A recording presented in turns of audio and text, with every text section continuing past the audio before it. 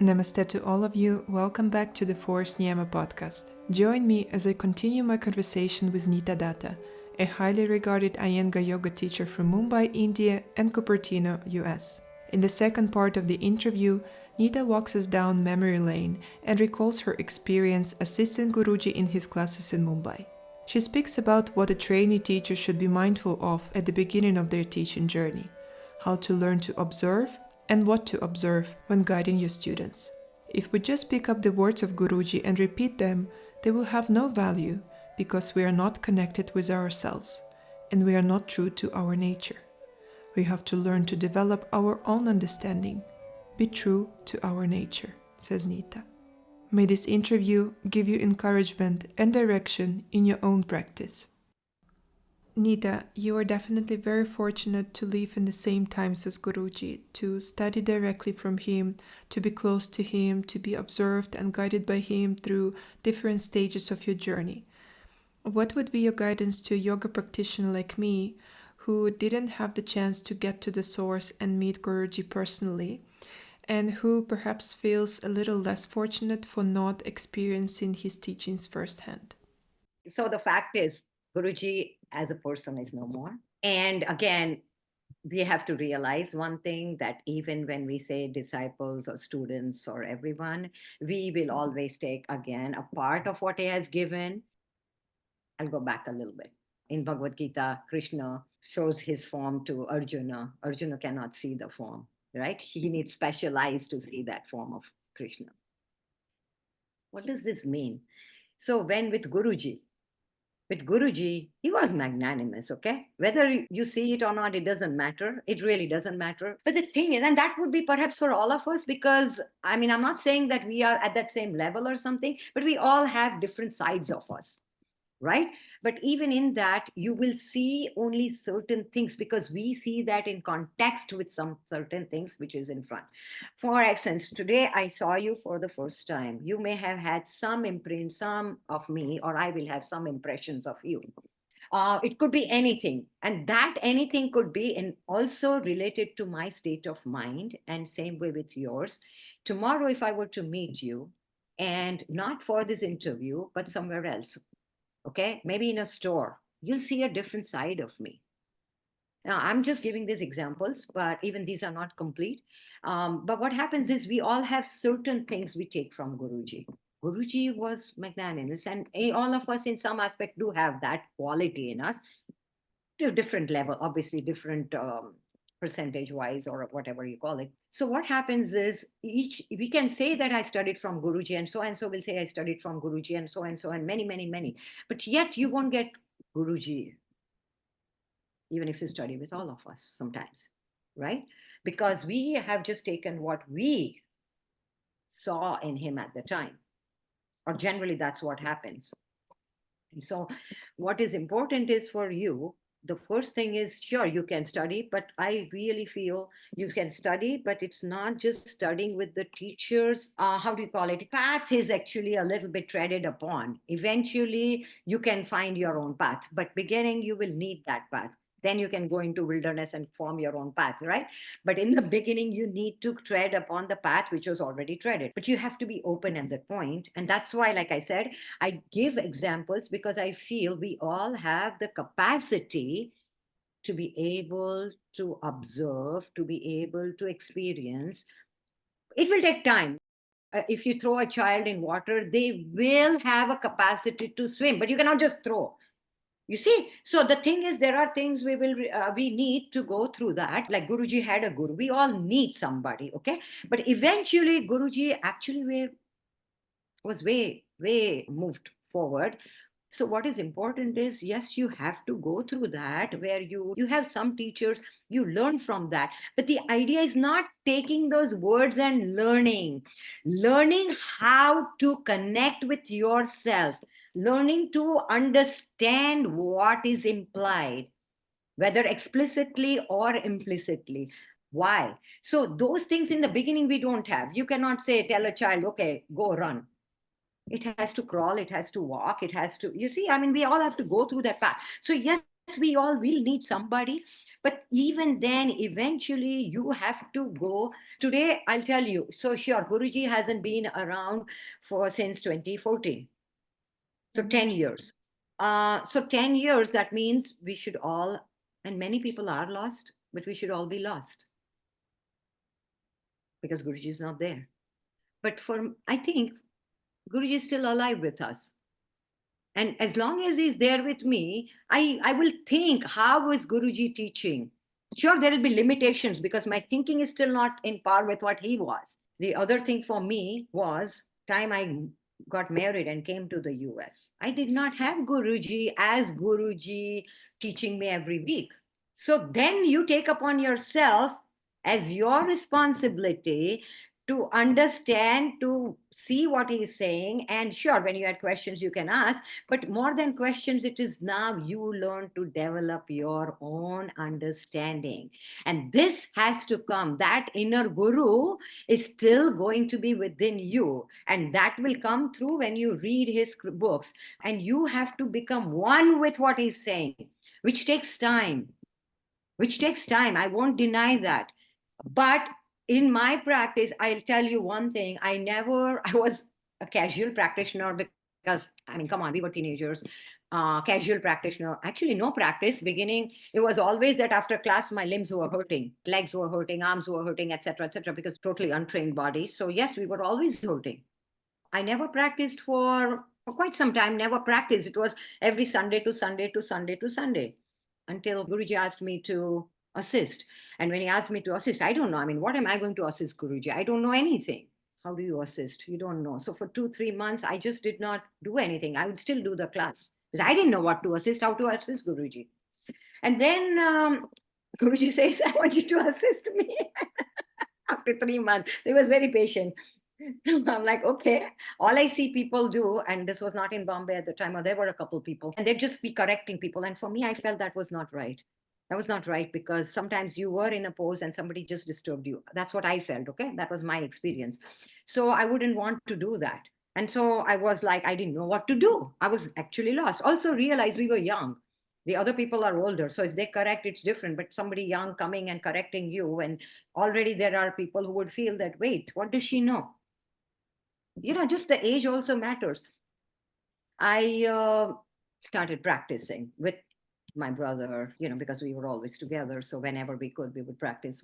And that's how we started practicing more, like, because I had to assist him. The only reason I would want to do it is because I had to learn to observe. How do I observe if I don't practice? So, the whole chain dominoes effect, like you do one to the other and you go through that. And so I started practicing. But during that practice, sure, I had Birju, and sometimes you don't have people. But what happens is when you talk it out, you discuss sometimes, like, wait, I feel this, or he'll say, this is what you're doing, this is how it looks.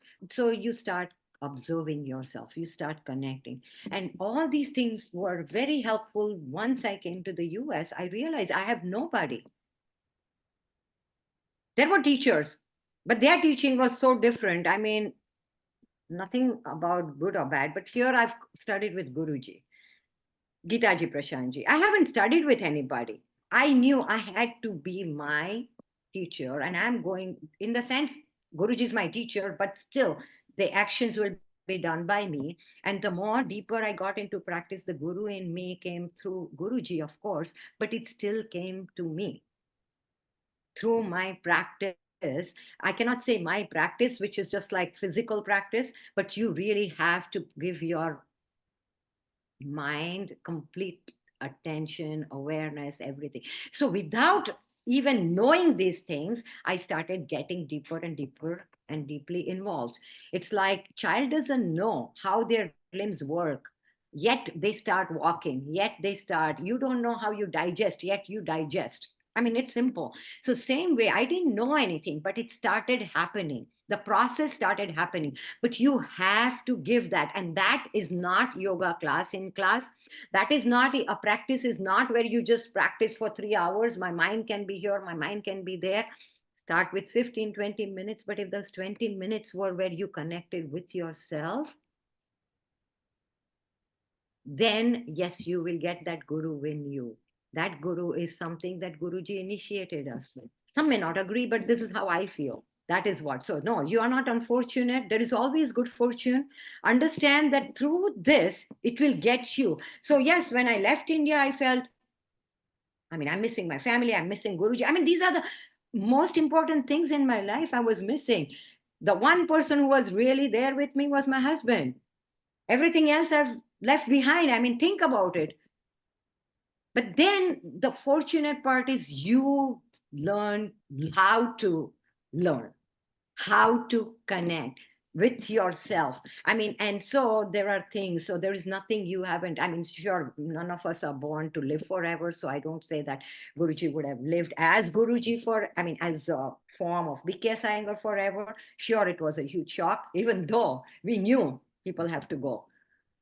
You know how that is. But the thing is, you have to still start connecting. That's what he wanted us, right, to do. You have to get to your inner core, to connect with your being. This core, I realize I'm clarifying it because I have people who can be more, they consider core as their abdomen because you work in a gym sometimes.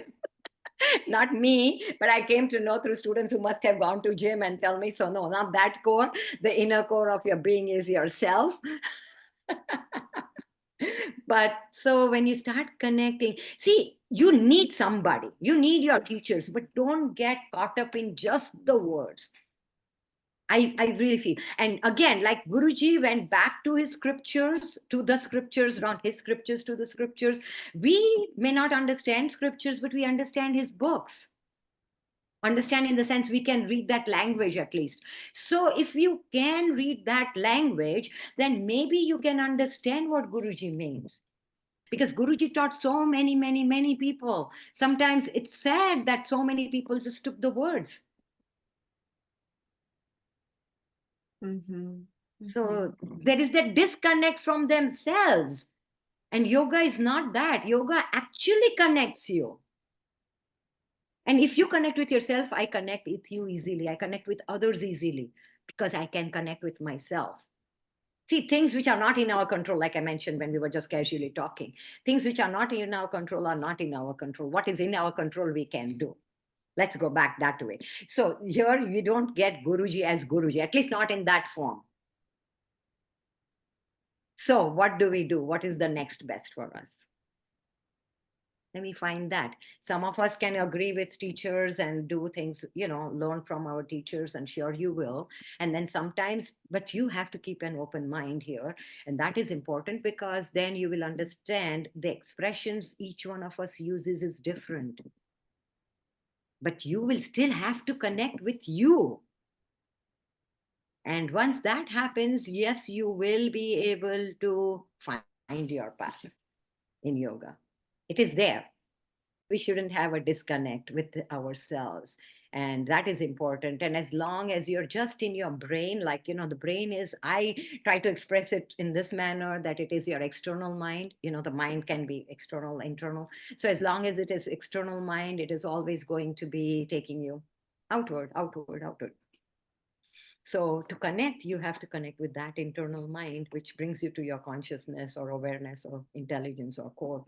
And so that direction we need to take in our practice. And when we do that, which is not for everyone in the beginning, it can be a ritual. You know what I mean? Like you brush your teeth every morning. It's a ritual for many. You eat, sometimes even eating becomes a ritual. I've seen that. And it shouldn't be a ritual. So same way, even practice 2 hours or 6 hours doesn't matter if it's a ritual. Each time when we practice, if we discover something within us, if we find something within us, then that is practice. Isn't it something? And so that's, I think, will take us to Guruji's path.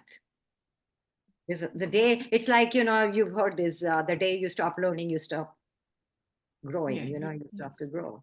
Yeah. So same way here also, the learning is not about, oh, I could do this pose. No, no, no, no, no. We are on the wrong path already. We're on the wrong path already because what are these poses? They're all directed to take us within in some aspect or the other, isn't it? So yeah, the point is, sure, we were fortunate Consider yourself fortunate. You still have books and all. We have his videos and all. But it's not the words. It's not the words. Don't get caught up and hung on words. And once we go beyond words, in the sense, just the objective part of it, you have to start feeling it. Feeling in the sense, not just sensory feel, but somewhere where you feel that you are connecting with yourself. And it will happen. Beginning, it doesn't happen. You have to walk the treaded path, which we all do. You see Guruji, and you will see Guruji is like a tree, and then you have, say, Geeta ji and her nature and the way she would teach, and then there is Prashantji, what he teaches. And there were people, and I'm telling you, and there's nothing to hide, because I've heard many people from different parts of the world saying, oh, I can understand what she teaches, I cannot understand what he teaches, or whatever. The Mhm. point is, it's not that. They are both so identical and yet so different, because they are true to their nature, you see. And so their way of expressing will be different from each other, but they are true to their nature in the sense that, and so they're so connected that they can give you, you can sometimes attend his class and her class, and you will come out with the almost similar effect, total different words. Why? They were true, they are true to themselves, to their nature. And this is very important for all of us. So even with Guruji, there are people who studied for years, but they're still lost without Guruji. Why? If you really understood, I'm not saying I understood, but even a fraction of whatever he taught, a minimum percentage of whatever he taught, it will take me to that path. You see? But if you just took the words and you just, it's like transplanting a tree, a full grown tree, I transplant it somewhere else, it's difficult for it to survive. It will take much longer, because all you did is just uproot it, right? And same way, what we are doing is we're just taking his words, using it here, suddenly he's no longer there. What do? No, he's given you so much.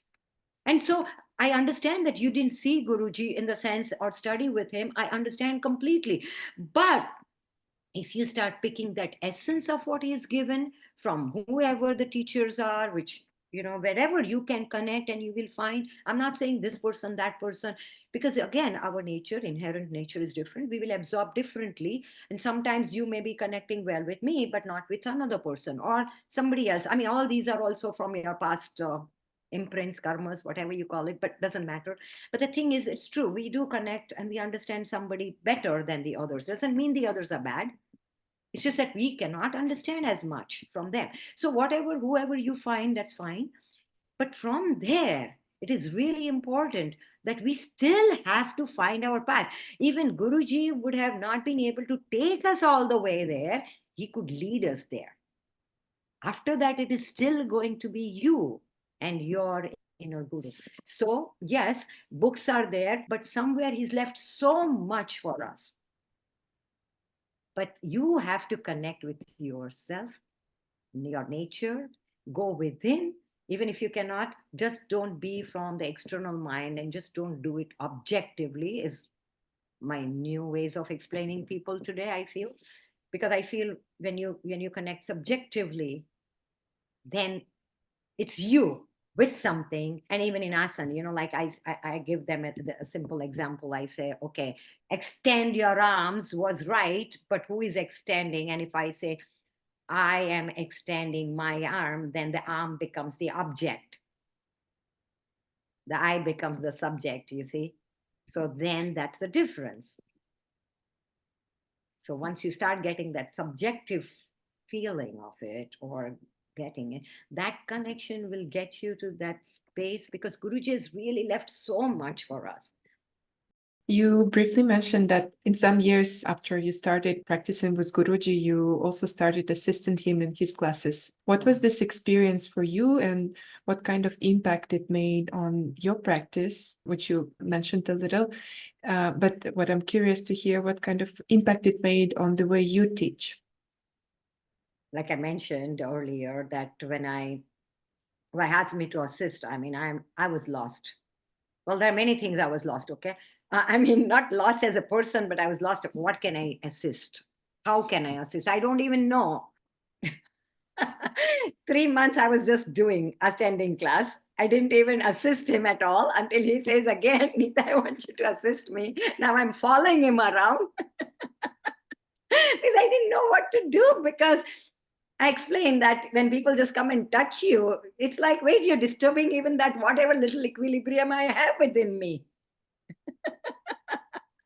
So, well, so something I think it was good was because they started young, you were clear about this, that, I'm disturbing people without knowing. Because when Guruji touched, the touch had an impact.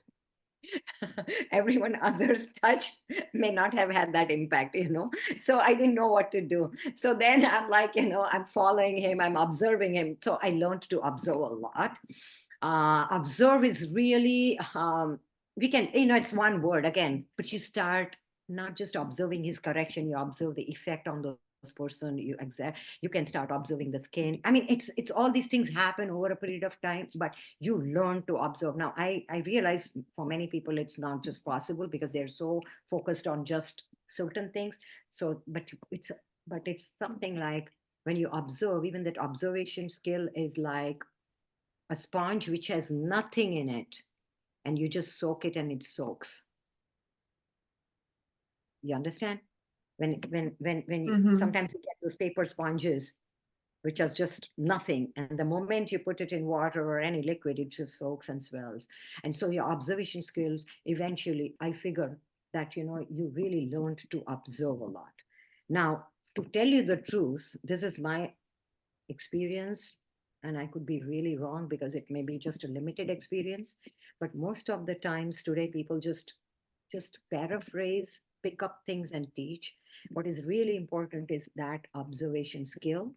And so for me, because I had no clue, and I was like, I have to just, so I would just observe. And Guruji also must have said sometimes, which I don't exactly remember, going so back in time, but like, yeah, you just learn to observe. And so you learn to really observe the student, observe what he's teaching, not just the words, everything else that goes with it. And when that, like, that's why I said it's like soaking the sponge, soaking everything.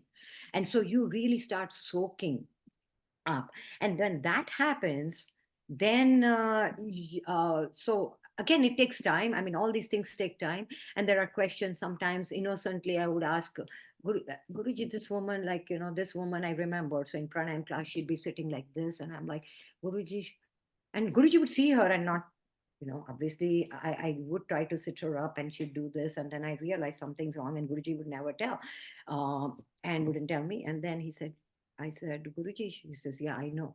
So I realized he knew when to stop, because this woman later, much, much, much later, I realized she had certain issues. And so, but at the time, as a student, as a young student, you don't know. So you learn to observe what he is observing also. It's not just you observe with your sense, but you have to start observing what he's looking at in the student. So he knew this woman had reached her capacity. There are times he would just say to other people, okay, youngsters especially, lie down. We never did pranayam. You just lie down. Why? Because at the time you don't want us to, a young, even a teenager, etc., he would just say lie down. He wouldn't ask us to do pranayam. He wouldn't let us, because you learn that, a nature. And maybe even at 21, if I was like a young person, young adult, where I have to have that extroverted personality, and then at that time you don't want them to go inward, you understand? So pranayam would never be taught to young kids. Why? Because you want the child to be flourishing in that extroversion nature. That childhood should be there. Not just the childhood, but the nature of the child should remain, whereas you are actually making it go away. So this, I'm just giving one example. So this is one example. Another example I can give you, you always had to, like I said, observe the student, not you. And I'll give you one example which stuck me. I mean, there are many things that stuck with me, but one of these is like inherently there for, will be there forever, because there was a pregnant woman in class. And this is much later, not in the beginning. Okay, like 2 3 years after I had started assisting, or 2 years, but it wasn't like in the beginning. And she was pretty advanced in her pregnancy, and she was doing Setuban. And I was, you know, of course we had to get her out. So I'm assisting, right? So I was going to take her out. And this woman, because I was very skinny, she said, "No, Neeta, you don't. I will come out of the pose." And so I listened to her. So this is a confused state, because here you are younger than all these people, which I was. And then on the other hand, you are still, well, not a teacher, but an assistant to Guruji, right? And so you are like, you're trying to help her out. And she says, "No, Neeta, I will do it," because she felt sorry for me. Mhm. And Guruji saw her come out. And Guruji gets really annoyed. I mean, annoyed is not the right word, but he just tells me. He said, "Neeta, we are playing with two lives, because this is a woman, she's pregnant. You are playing with two lives. You cannot do this. You have to help her out." You see, but that stuck with me, because you value life, not just this. You have to value life. You cannot be experimenting with a student. I mean, I wasn't experimenting, but I'm going beyond that, because this is how it will happen. Because I value, after that, I mean, not that I didn't think of it, but to tell you the truth, she told me, I listened. I didn't even think about it. You see, that's what I'm saying. When we are in our head, we don't even connect with ourselves. So I didn't even think about it. She said, I heard her, and I said, okay. I mean, okay, in the sense I'm just saying, but yeah, so I did not help her. And she tries coming out on her own. You see? So these Mhm. little things are really important, and there'll be tons of such things. We have to be connected each time to our, not to ourselves in a selfish manner, but to that inner being, to be able to understand also. And so with Guruji, I learned so much of these things. Also, there were other things you learn when there are people who are very, very over enthusiastic. He would let them be. He would let them be. And I remember asking also, and he said, let it be. Because he knew this over enthusiasm is going to die. Those people don't continue. But you learn this over later. So there are many things you learn. We have to realize again that a lot of things you learned from Guruji is very important, but you still have to understand that you have to come from yourself. So if I pick and repeat Guruji's words, it will have no value, because I'm not connected and I'm not true to my nature. So those are the things which are more important, which I understood through assisting Guruji, assisting eventually Gitaji, Prashantji. So what happens is now it is even richer, because Guruji was just, like totally Guruji, right? So when I say Guruji, it's like this is one person I think, not that I understood, but I think I know how to, or I thought I know. Again, we don't know, because there is every time you realize, wait, I didn't understand what he meant here. So when you're assisting him, Birju knows, Jawar has done it also. So, he wants things like this right away. And so what you do is, some things what you're expected to do, and sometimes you don't know, because we are ahead of ourselves, because we think we know and we really don't know. We realize that our incapacities also, which is very important, which I think I'm blessed with, or we who were really close in that sense, close in the sense to study with him. I don't say close like just close, because all of us can be close to Guruji, that's not it. But you realize that, we kind of anticipate, no, no, no, that is also something wrong, because then again I'm rigid, because I think this is what he's saying. So Mhm. I'm prepared for something different, not prepared for what I expect him to do, but what I did not expect. So these are really more holistic experiences, which I can say, because there will be a lot you learn from him. I mean, like, okay, in this pose I learned this or that, or etc. But that is not all.